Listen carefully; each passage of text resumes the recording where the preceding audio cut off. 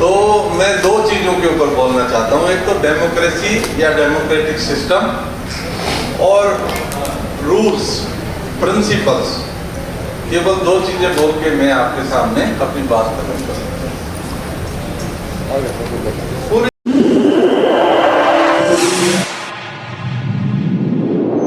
इस news channel पर जो भी वक्ता ने कहा वो उसकी अपनी राय है, जिसकी पुष्टि नेशन न्यूज इंडिया नहीं करता। धन्यवाद।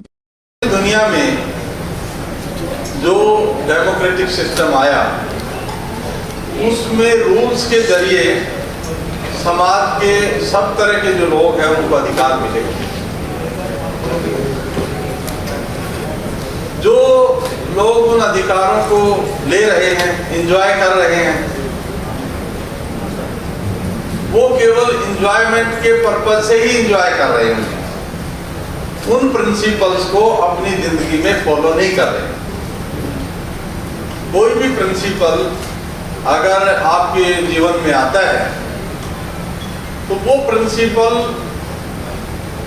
जब आप अपनी जिंदगी में उतारते हैं तो जैसे बाबा साहब डॉक्टर अम्बेडकर ने हमारे संविधान में कुछ अहम मूल्य दिए, जिसमें इक्वलिटी का मूल्य, सब लोग बराबर होंगे, कोई सामाजिक गैर बराबरी नहीं होगी, सबको बराबर डिग्निटी होगी। लेकिन जिसको डिग्निटी मिल रही है, जो डिग्निटी के लायक नहीं है उनके सिस्टम के हिसाब से, उसको डिग्निटी इस प्रिंसिपल की वजह से मिल रही है, लेकिन वो दूसरे आदमी को डिग्निटी नहीं देना चाहता। वो गैर बराबरी ग्रेडेशन का सिस्टम फॉलो करना चाहता है। ये एक पर्सन है जिसके ऊपर हमें सोचना चाहिए, क्योंकि डेमोक्रेसी से अभी किसी ने, मैंने कम से कम अंदाजा नहीं लगाया था कभी कोरोना आएगा और पूरी दुनिया बंद हो जाएगी। मतलब आपके राइट जितने बने थे, एक बिजनेसमैन ने कॉन्स्पिरेसी करके पूरी दुनिया के राइट खत्म कर दिए, और आप केवल अपनी जिंदगी के लिए इतने ज्यादा जो है सेफगार्ड ढूंढ रहे थे कि आप उसके लिए तैयार हो गए। मतलब केवल हमारे देश में लॉकडाउन और ये सिस्टम लागू नहीं हुआ, दुनिया के ज्यादातर कंट्रीज में ये हुआ, लेकिन पाकिस्तान में नहीं हुआ। पाकिस्तान के प्रधानमंत्री ने कहा कि मेरा वर्किंग क्लास जो है वो डेली वेजर है और वो सर्वाइव तब करेगा जब वो काम करके खाएगा, तो उसने लॉकडाउन वगैरह ही नहीं लगाया। वैसे हम लोग पाकिस्तान के खिलाफ बहुत सारी भावनाएं रखते हैं। हमारे देश में तो हिंदू मुसलमान पे ही सारा सिस्टम चलता है। तो ये डेमोक्रेटिक राइट क्यों खत्म हो रहे हैं? क्योंकि हम जो डेमोक्रेसी में पार्टिसिपेट करने का जो हमारा सिस्टम है उसमें हम कोई प्रिंसिपल फॉलो नहीं करते। मैं बहुत अच्छा काम कर रहा हूँ तो भी मुझे मान लो 10 नंबर है तो उसमें 8 मिल सकते हैं। मैं बहुत वर्स्ट काम कर रहा हूँ तब भी मुझे 8 नंबर मिल सकते हैं। ये हमारे समाज की दशा है। जो पार्लियामेंट की मूर्ति की चर्चा हो रही थी, बीपी मौर्य साहब ने इतना बड़ा आंदोलन किया कि वो पार्लियामेंट में मूर्ति लगी। मुझे लगता है बहुत लोगों को पता भी होगा कि वो पार्लियामेंट की मूर्ति लगने के लिए बीपी मौर्य जो है उसका बहुत बड़ा योगदान था और उसने इतना बड़ा आंदोलन चलाया। लेकिन जब वो रास्ता भटक गया तो उसको आदमी देखने को नहीं मिला। काम उसने बहुत बड़ा किया था, लेकिन जब वो रास्ता भटक गया तो उसको आदमी देखने को नहीं मिला। डॉक्टर सूरजभान एक Ambedkar mission society of India का गठन कर रहे थे, तो 25-30 बार उन्होंने हमें भी बुलाया उसकी मतलब रूल मेकिंग वगैरह के लिए, तो हम जाते थे उनके पास। तो बीपी मौर्य साहब उसमें आते थे। जब भी वो कोई बोलता तो वो अपना मतलब शुरू हो जाता था। तो एक आदमी कुछ बोलने लगा तो उन्होंने कहा मेरे चिराग से, मेरे पेशाब से चिराग जलता था। मैं कहा सर अब तो कुछ नहीं चल सकता। चिराग तब जलता है जब आप प्रिंसिपल फॉलो करते हो। जिस दिन आपने प्रिंसिपल को एक तरफ किया तो आपको आदमी देखने को नहीं मिलेगा, और नहीं मिला उनको। लेकिन अब जो नया सिस्टम ये व्हाट्सएप यूनिवर्सिटी वाला है, इसमें ऐसा कोई प्रिंसिपल हम फॉलो नहीं कर रहे। हमारी जो समस्या है वो हमारे अधिकार तभी मिलेंगे जब हम किसी प्रिंसिपल पे खड़े होंगे, संगठित होंगे। हम कोई भी प्रिंसिपल फॉलो नहीं करना चाहते जो सर्विसेज में है। अभी जैसे रिजर्वेशन प्रमोशन के लिए कॉन्स्टिट्यूशन में 4 अमेंडमेंट हुए और वो अमेंडमेंट कॉन्स्टिट्यूशन का भाग है, लेकिन 50% स्टेट में रिजर्वेशन प्रमोशन नहीं है। क्यों ऐसा हुआ? क्योंकि जो हमारे लोग इस केस को लड़ रहे थे उनको उस तत्कालीन सरकार ने, जो हमारे लोगों की सरकार थी, मैं पार्टी का नाम नहीं ले रहा हूं, उन्होंने ये इंश्योर किया कि ये लागू नहीं होना चाहिए, जिस वजह से जो हमारे वकील थे कोई भी वकील उस केस में नहीं आने दिया। एक आरपी जाटव नाम के चीफ इंजीनियर थे जल निगम में, वो उसकी पैरवी करने आते थे। तो मैंने कहा भाई साहब आप क्यों इस चक्कर में पड़े हो, आपके पास डाटा एक हफ्ते में नहीं है तो इकट्ठा करो और दोबारा कैबिनेट में पास करके इसको लागू कर लो। तो कह रहे नहीं यहाँ से कराएंगे। वो ऐसा हुआ कि केवल उत्तर प्रदेश में वो सिस्टम खत्म नहीं हुआ, तकरीबन पूरे देश में खत्म हो गया था और अब उसको हमने थोड़ा ट्रैक पे लाए हैं। तो मुझे लगता है 50% के करीब स्टेट में चालू हुआ है। जब सेकंड स्टेज में वो लोग आए सुप्रीम कोर्ट में, तो इंजीनियर्स ने कुछ, जो एसडीएम वगैरह तो ज्यादा पैसे कमाते इंजीनियर से भी, तो उन्होंने बड़े वकील किए थे, सलमान खुर्शीद, हमारे विश्वनाथन साहब अभी वो सुप्रीम कोर्ट के जज हैं और चीफ जस्टिस भी बनेंगे। वो इंजीनियर्स ने हमें किया तो हमने कहा नागराज का जजमेंट ही गलत है। 6 दिन तक आर्गुमेंट किए मैंने और 15 मिनट में हमारे दोनों वकीलों ने कहा हम डॉक्टर चौहान से एग्री नहीं कर रहे, बट हमारे क्लाइंट को रिलीफ मिलना चाहिए। क्लाइंट को रिलीफ किसी प्रिंसिपल पे मिलता है, ना कि आपके कहने पे मिलता है। जब वो प्रिंसिपल उन्होंने बिल्डअप किया, जो प्रिंसिपल जो मंडल का जजमेंट था उसका डिसेंटिंग का जजमेंट होता है कि जिसमें कम जज होते हैं और जो मेजोरिटी जजमेंट होता है उसमें ज्यादा जज होते हैं। तो 6 जजों ने कहा था रिजर्वेशन फंडामेंटल राइट है और 3 जजों ने कहा था कि रिजर्वेशन एनेबलिंग प्रोविजन है और डिस्क्रिशन है। मतलब पूरा वो सोचा समझा था। उसके अलावा एक और भी पहलू था उस केस में। उस केस में 2 जज थे, 2 में से एक जज थे जस्टिस दलबीर भंडारी जो आईसीजे के जज हैं, और वो 27 अप्रैल 2012 को आईसीजे के जज हो गए। 1 महीने पहले से छुट्टी ले रखी थी उन्होंने। तो हम लोगों ने उसका आरटीआई में लिया कि भाई वो कब से कब छुट्टी पे है, और वो अमेरिका में थे, वहीं से रिजाइन कर दिया, तो यहाँ दस्तखत करने का मतलब नहीं है। लेकिन जो हमारे जो मतलब उस पार्टी में काम करने वाले लोग थे, 4 एमपीओ के पास मैं खुद भी गया था और हमने समझाया कि पार्लियामेंट में उठाओ, दूसरे जज के तो दस्तखत ही नहीं हो सकते इसमें, लेकिन उन्होंने उसको उठाने से मना कर दिया। तो ऐसी पार्टी भी चला के आप क्या करोगे जो आपके अधिकार के लिए, प्रिंसिपल के लिए खड़ा नहीं हो सकती? ऐसी पार्टी मुझे लगता है आप चला के कुछ भी नहीं कर सकते। इसलिए प्रिंसिपल जो है सबसे अहम है जिंदगी में। अगर आप प्रिंसिपल पे खड़े नहीं हो सकते तो आपको कोई अधिकार नहीं मिल सकते। कितनी अनटचेबिलिटी थी, कितना डिस्क्रिमिनेशन था, वो झोरीलाल साहब ने आपको बताया।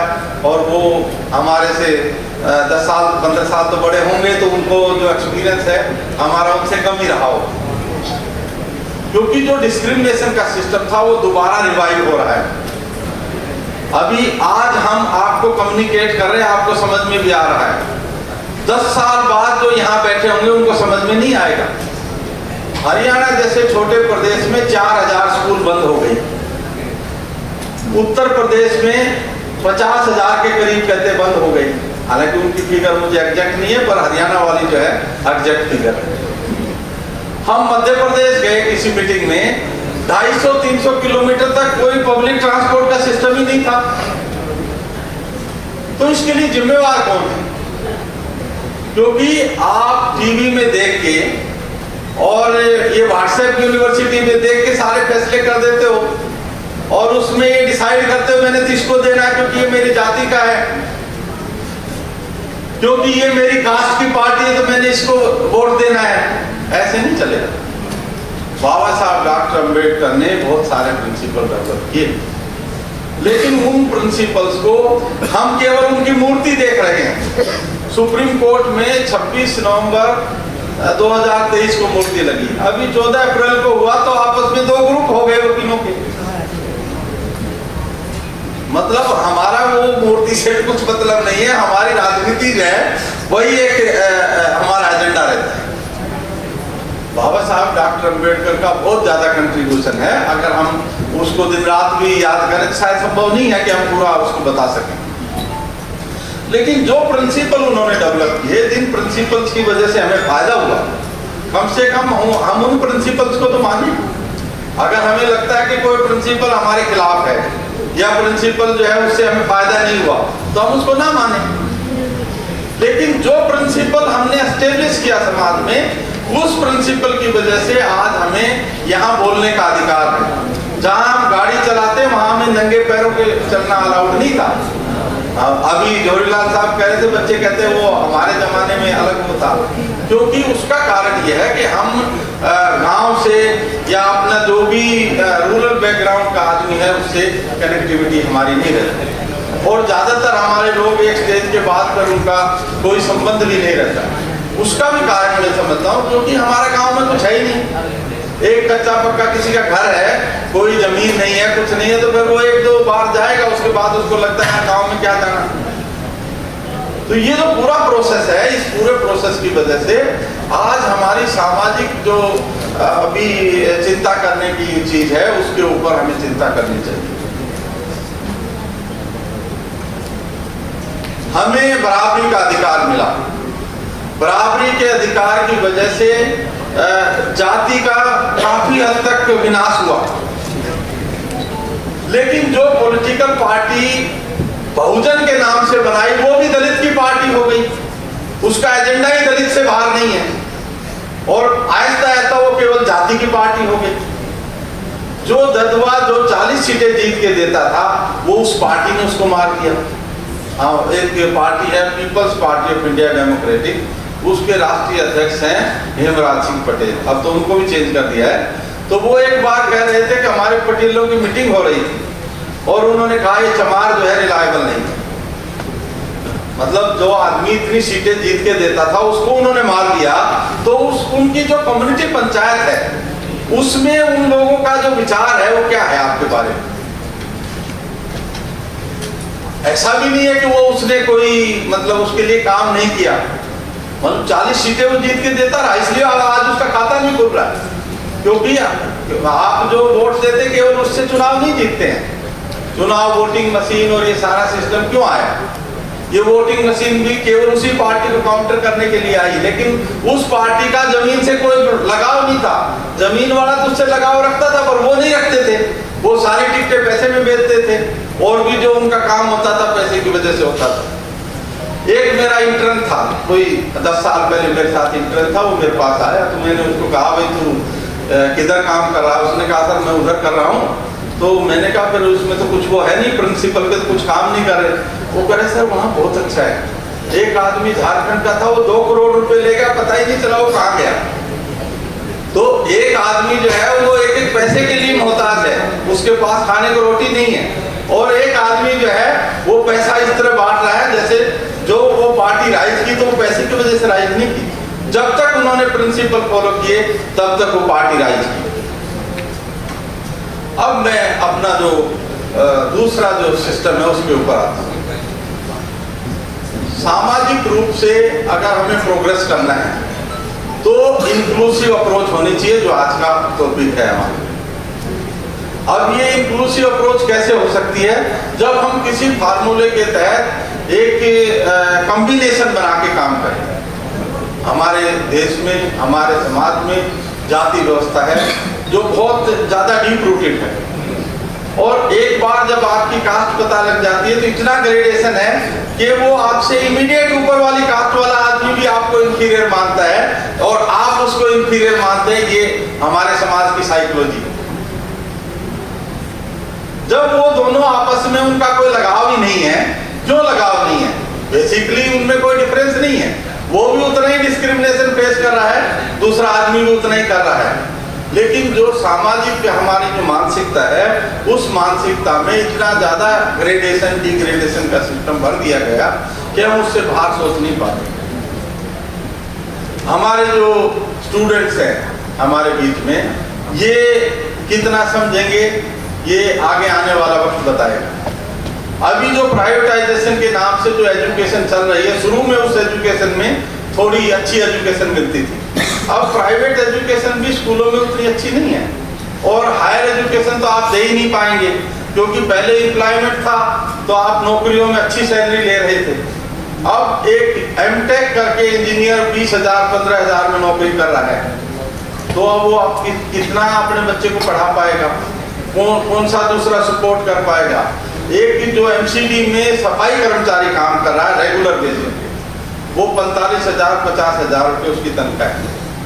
हमारे सिंह साहब बैठे, इनको 2.25 लाख के करीब जो है पेंशन मिलती है, डिस्ट्रिक्ट जज रहे बहुत लंबे टाइम तक, तो इतना पेंशन मिलती है, आज उतनी सैलरी भी नहीं मिलती।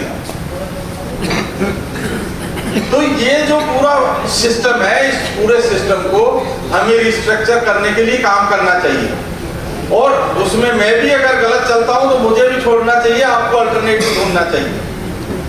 ये कोई नहीं है कि भाई आज मैं हो सकता है सही बात कर रहा हूं, कल को हो सकता है मैं भी पथभ्रष्ट हो जाऊं, क्योंकि अगर समाज को आगे बढ़ाना है और एजुकेशन के ऊपर हमें ध्यान देना है।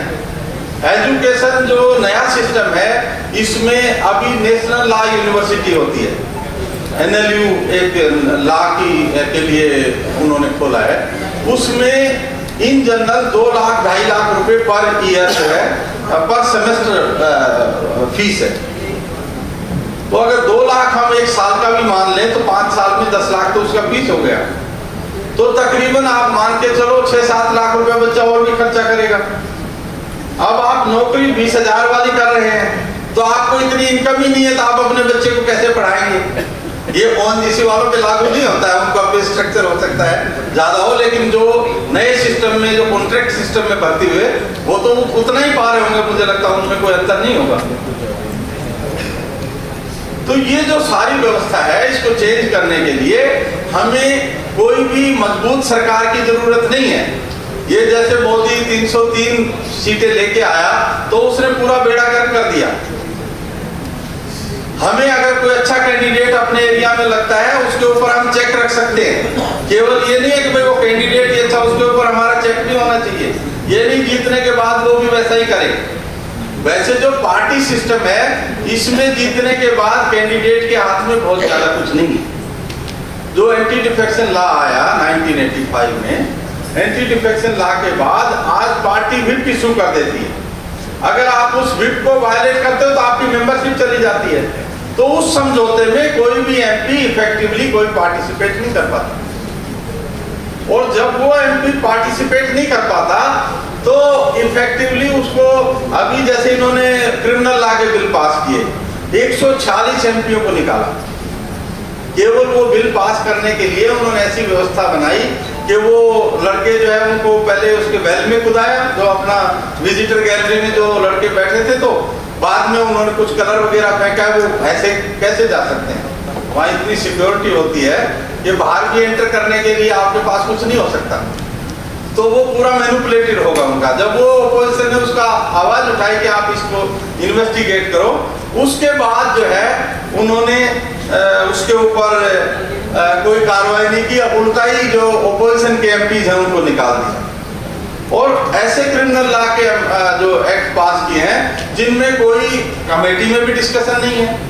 पूरी दुनिया में एक कमेटी सिस्टम होता है, हमारे यहाँ भी वो सिस्टम है। पहले कमेटी एग्जामिन करती है, कमेटी जो है साल 2 साल 3 साल एग्जामिन करती है, तब वो रिपोर्ट देती है इस प्रोविजन में ये डिफेक्ट है, ये प्रोविजन ऐसे अमेंडमेंट होना चाहिए। इन्होंने सीधा ही वो पेश के सीधा ही पास कर दिया। अभी वो इकोनॉमिक रिजर्वेशन का जो बिल था, 2 दिन में उन्होंने कॉन्स्टिट्यूशन के स्ट्रक्चर के खिलाफ EWS का एक्ट पास कर लिया, कॉन्स्टिट्यूशन में अमेंडमेंट करके। अब EWS एक आदमी 8 लाख रुपए कमा रहा, वो इकोनॉमिक वीकर सेक्शन कैसे हो सकता है? भाई जिस देश में 50,000 कमाने वाले को आप जो है कमजोर नहीं मान रहे हो, तो 8 लाख वाला इकोनॉमिक वीकर सेक्शन में कैसे आ सकता है? हमने कोर्ट में उसमें बहुत सारी आवाज उठाई, लेकिन कोर्ट ने उसको स्प्लिट वर्डिक्ट दिया उसमें, और उन्होंने कहा कि ऐसा हो सकता है, लेकिन SC ST OBC के लोगों को भी इसका बेनिफिट, उसमें SC ST OBC के जो लोग हैं वो EWS में नहीं आ सकते, कि इनको भी बेनिफिट मिलना चाहिए, लेकिन वो माइनॉरिटी ओपिनियन है। अब एक आदमी, कोई भी आदमी किसी सिस्टम में काम कर रहा है और उसको कोई किसी तरह का डिस्क्रिमिनेशन फेस नहीं कर रहा। अगर आप कहीं काम कर रहे हैं, आपको डिस्क्रिमिनेशन हो रहा है, तो उसको रेमेडी करने के लिए रिप्रेजेंटेशन देने की व्यवस्था है। रिजर्वेशन क्या है कि मान लो एक शेड्यूल कास्ट आदमी है, वो एम्प्लॉयमेंट के लिए जाता है तो उसके खिलाफ डिस्क्रिमिनेशन होता है, उसके नंबर कम देते हैं। ऐसी अब तो 3-4 तो एजुकेशन की रिपोर्ट्स हैं, जो एम्स में, दूसरी जगह जहां हमारे मेडिकल में बच्चे पढ़ते हैं उनको कम नंबर दिए, और बाकायदा 3 मेंबर 4 मेंबर की रिपोर्ट है। तो वो डिस्क्रिमिनेशन फेस करते हैं, इसलिए उनके राइट प्रोटेक्ट करने के लिए रिजर्वेशन की व्यवस्था की गई। अब ये EWS वाले जो लोग हैं, ये तकरीबन 60% या 70% उनका रिप्रेजेंटेशन सर्विसेज में ऑलरेडी है। 70% अगर वो रिप्रेजेंटेड है, उनकी पॉपुलेशन मुझे लगता है 6-7% से ज्यादा नहीं होगी, पर 1931 के डाटा के हिसाब से वो 15% है, या अगर मंडल में देखें तो 12.58% है उनका रिप्रेजेंटेशन, पर जनरल मान्यता ये है कि वो 15% है। अगर हम 15% भी मान लेते हैं तो भी उनकी क्या दशा होगी? वो ऑलरेडी 60% है, पॉपुलेशन 15% है, जो बाकी लोग आपके 85% हैं या 88% हैं, उनका रिप्रेजेंटेशन तो 20-22% ही है, जो डाटा के हिसाब से अवेलेबल है। तो ये जो पूरी व्यवस्था है, इस पूरी व्यवस्था को चेक करने के लिए आपको अपने जो डेमोक्रेटिक राइट्स हैं उनको सही से इस्तेमाल करना चाहिए। अगर आप डेमोक्रेसी में विश्वास नहीं करेंगे तो आपके ये राइट खत्म होने वाले हैं, क्योंकि डेमोक्रेसी में विश्वास करने के लिए केवल वोट देना ही नहीं है। बाबा साहब डॉक्टर अम्बेडकर ने कहा कि पॉलिटिकल पार्टी का काम केवल चुनाव में पार्टिसिपेट करना नहीं है, उसको पूरा आंदोलन चलाना चाहिए किसी भी सब्जेक्ट के ऊपर। तो क्या हमारी पॉलिटिकल पार्टी कोई आंदोलन चला रही है? अगर वो आंदोलन नहीं चला रही तो आपके अधिकारों को सुरक्षित कैसे करेगी? सामाजिक तौर पे हमें बराबरी दी गई, लेकिन एक्चुअली जब हम देखते हैं तो क्या हमें बराबरी है? अब हमारा वकीलों का सिस्टम है, उसमें एक जूनियर एडवोकेट होता है, एक सीनियर एडवोकेट होता है, मतलब स्टेट्यूट में ही ग्रेडेशन है। जो सीनियर एडवोकेट होता है उसको ज्यादा बोलने का मौका मिलता है, वो जो प्रिंसिपल देता है उसको ज्यादा समझने की व्यू रहता है। लेकिन वो जो जूनियर है, जब जैसे ये यूपी का केस था तब तो मैं सीनियर डेजिग्नेटेड काउंसिल नहीं था, तो दीपक मिश्रा बाद में चीफ जस्टिस बना, मैं उसको सैल्यूट करता हूँ, केवल इसलिए कि जो हमारा आर्गुमेंट था वो उसने रिकॉर्ड कर दिया, जिसकी वजह से 2 साल बाद वो चेंज हो गया। वही argument justice Balakrishnan chief justice थे, हमने 3 बार आर्ग्यू किया, उसने जजमेंट भी दिए, कहीं उसका विस्पर भी नहीं लिखा, लेकिन उसने उसका कोई मेंशन नहीं किया कि नागराज का जजमेंट गलत है। ये उसके यहाँ 3 बार आर्ग्यू किया हमने, रिपोर्टेड जजमेंट है। और एजुकेशन में जो MD/MS का रिजर्वेशन का हरियाणा का केस था, डॉक्टर गुलशन प्रकाश एक डॉक्टर, वो मेन पिटिशनर था, तो उसके केस में हमने किया, तो वो जो ये अनेबलिंग प्रोविजन और डिस्क्रिशन का जो सिस्टम है, ये थ्योरी लगा के उन्होंने रिजेक्ट कर दिया कि भाई स्टेट की डिस्क्रिशन है। स्टेट की एक जो रिजर्वेशन है ये इक्वलिटी का फैसेट है, मतलब इक्वलिटी का एक तरह की इक्वलिटी है रिजर्वेशन। बिना रिजर्वेशन दिए इक्वलिटी नहीं लाई जा सकती। तो अगर इक्वलिटी का एक फैसेट है तो एक फैसेट को कम करके, खत्म करके इक्वलिटी कैसे ला सकते हो? तो अभी बहुत सारे स्टेट्स हैं, उत्तराखंड में कांग्रेस रूल कर रही थी, बहुगुणा मुख्यमंत्री था, उन्होंने रोस्टर रोक के सारी पोस्ट जनरल से भर दी, उसके बाद वहां रिजर्वेशन प्रमोशन नहीं हुई।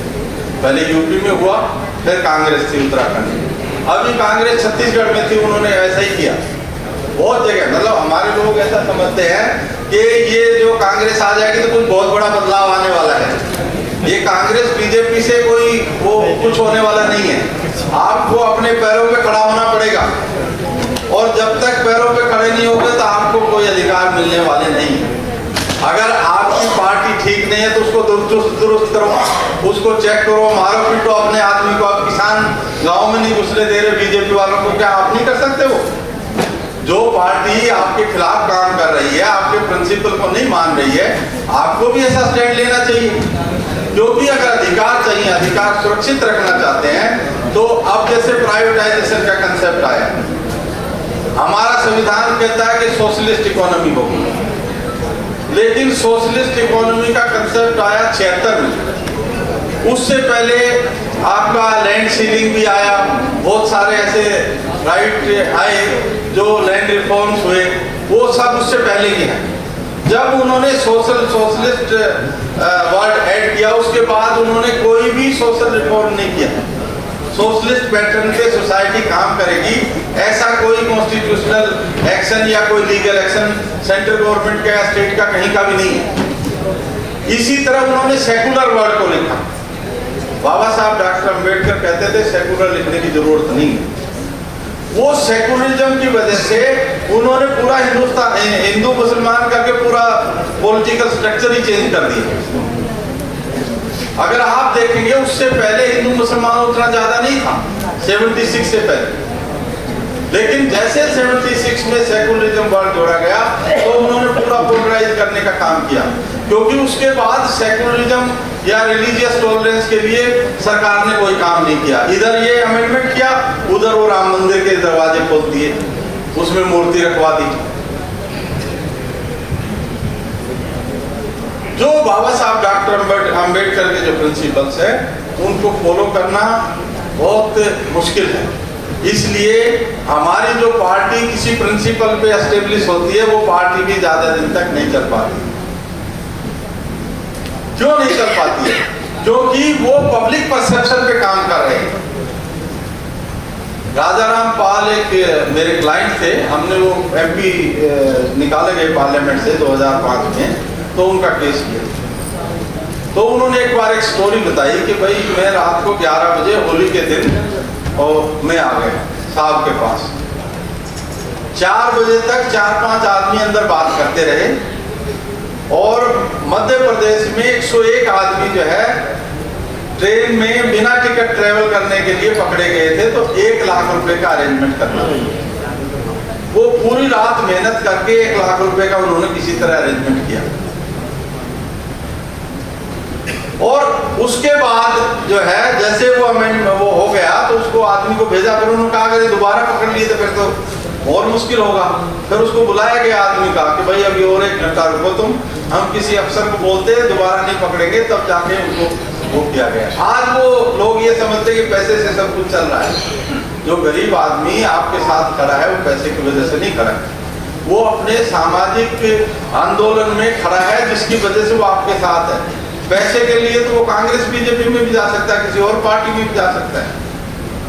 ये जो पूरी व्यवस्था है इसका आधार जो है वो आप बदल नहीं सकते, क्योंकि आपको जो अधिकार मिलेंगे तो सामाजिक तौर पे रिफॉर्म करने से ही मिलेंगे, केवल पैसा हासिल करने से। आज बहुत बड़े 3 केस में ऐसे कर रहा हूँ जिसमें आदमी ने कोठी बनाई है दिल्ली में, और उसकी कोठी पे कब्जा कर लिया आदमी ने।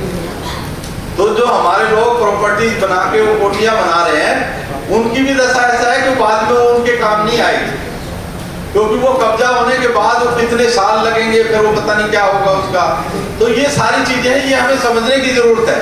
हमारे बहुत सारे जो नौकरी वाले और दूसरे लोग जिनके पास पैसा हो जाता है, तो वो लगता है कि हम बहुत सारा प्रॉपर्टी बना दें, हम पता नहीं क्या कर दें, और उसके बाद वो वापिस आपके पास आने वाले नहीं है। ये जो सारी व्यवस्था है, इस सारी व्यवस्था को हमें समझना चाहिए, और समझ के ही हम उसमें कुछ बदलाव ला सकते हैं।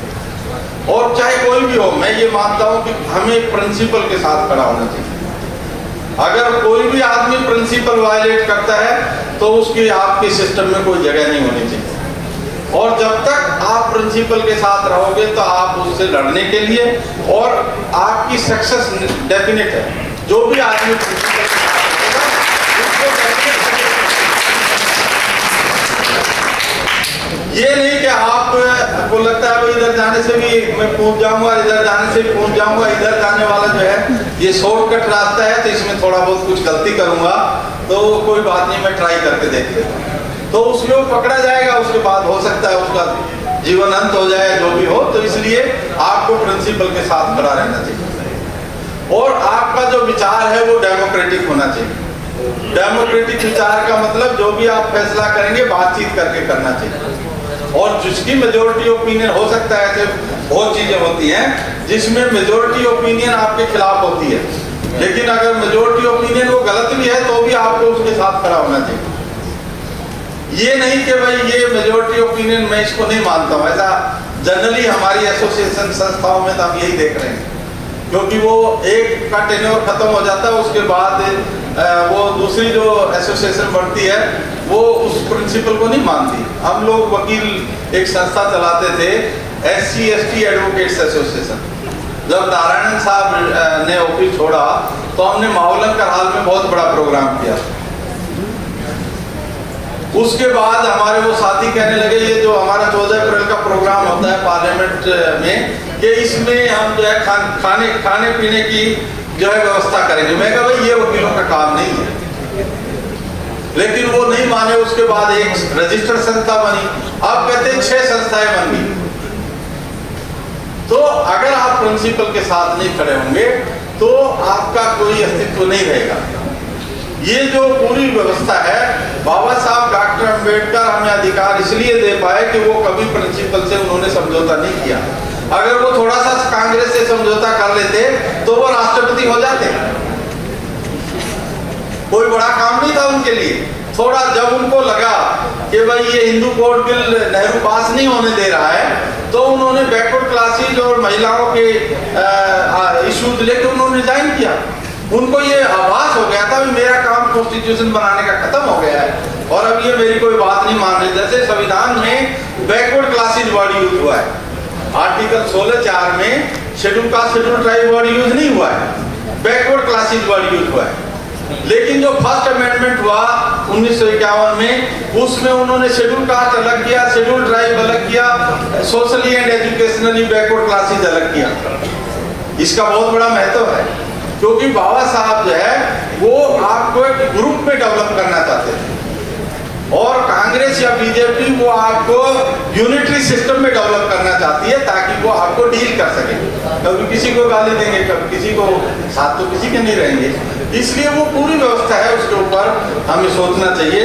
और जब तक हम ऐसी व्यवस्था अपने समाज में प्रिंसिपल्स को फॉलो करने के लिए लागू नहीं करेंगे, चाहे हमारे अपने परिवार में हो, कहीं पे भी हो, हमें प्रिंसिपल्स के साथ खड़ा होना चाहिए। ये मैं जो आपके सामने मैंने जो चर्चा की, क्योंकि डॉक्टर विवेक कुमार ने जो बाबा साहब का पर्सनल जो अकाउंट था वो पूरा क्लियर किया, तो उसको रिपीट करने का मेरा कोई मकसद नहीं था। इसलिए मुझे लगा कि ला के हिसाब से मैं जो आपको समझा सकता हूँ वो मुझे समझाना चाहिए। और ये पूरा सिस्टम जो चल रहा है ये रूल्स के ऊपर चलता है। हमारा देश जो चलता है वो भी रूल्स के ऊपर चलता है, कोई भी सोसाइटी चलती है वो भी रूल्स के ऊपर चलती है। लेकिन जब हम रूल को रिलैक्स करने लग जाते हैं तब वो ज्यादा दिन तक चलने वाला चीज नहीं रहती और उसका अंत निश्चित होता है। इसलिए मैं आपसे यही अपेक्षा करूंगा कि आप समाज में रूल और प्रिंसिपल्स की बात जो है उसके लिए काम करेंगे। और ये कोई जरूरी नहीं है कि आपका बहुत बड़ा ग्रुप होना चाहिए। अगर आप रूल फॉलो करने वाले 5 आदमी भी हैं तो भी आपकी सक्सेस होगी डेफिनेटली, क्योंकि जो प्रिंसिपल आप एस्टेब्लिश करना चाहते हैं वो बाबा साहब डॉक्टर अंबेडकर तो प्रैक्टिकली अकेले ही थे।